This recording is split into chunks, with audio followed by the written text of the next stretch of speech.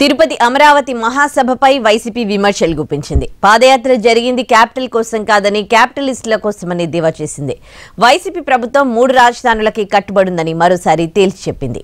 న్యాయస్థానంతో దేవస్థానం పేరుతో అమరావతి రైతులు నిర్వహించిన పాదయాత్ర, ఆ తర్వాత తిరుపతిలో జరిగిన బహిరంగ సభపై వైసీపీ నేతలు మండిపడ్డారు.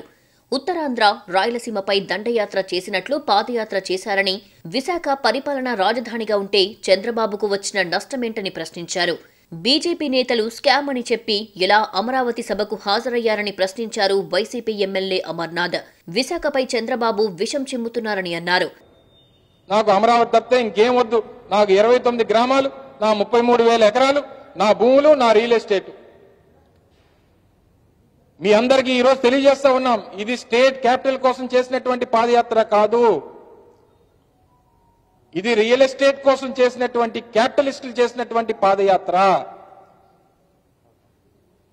ఇది ఇటు ఉత్తరాంధ్ర ప్రజలు, ఇటు రాయలసీమ ప్రజలు మీద చేసినటువంటి దండయాత్ర తప్పితే ఈ రాష్ట్రం కోసం, రాష్ట్ర ప్రజల కోసం, రాష్ట్రంలో ఉన్నటువంటి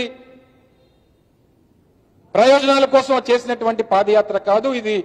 తిరుపతిలో అమరావతి రైతుల సభపై మంత్రి పెద్దిరెడ్డి స్పందించారు. ఇది రైతుల ఉద్యమం కాదని, టీడీపీ దగ్గరుండి అమరావతి ఉద్యమాన్ని నడిపిస్తుందని ఆరోపించారు. నైతిక విలువలు లేకుండా పార్టీలన్నీ ఏకతాటిపైకి వచ్చాయన్న పెద్దిరెడ్డి, జగన్ను పదవి నుంచి దింపాలని అనైతికంగా పొత్తులు పెట్టుకుంటున్నారని విమర్శించారు. రైతు ఉద్యమం అనేది బూటకమైన ఉద్యమము. ఇక్కడ రైతులు ఎవరూ లేరు.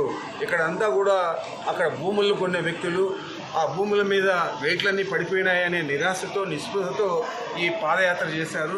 ఆ పాదయాత్ర తెలుగుదేశం పార్టీ ఆధ్వర్యంలో జరిగిందని చెప్పి ఈరోజు మనకు ఆ తేట తెల్లమైతే ఉంది. చంద్రబాబు నాయుడు మాట్లాడే మాటలు బట్టి అక్కడున్న తోక పార్టీలన్నీ కూడా వారు ఆ కలయిక అనైతికం. వైసీపీలో ఎంగిలికూడు తిన్న నాయకులు ఇప్పుడు జగన్ను విమర్శిస్తున్నారని ఆగ్రహం వ్యక్తం చేశారు ఆ పార్టీ నేతలు.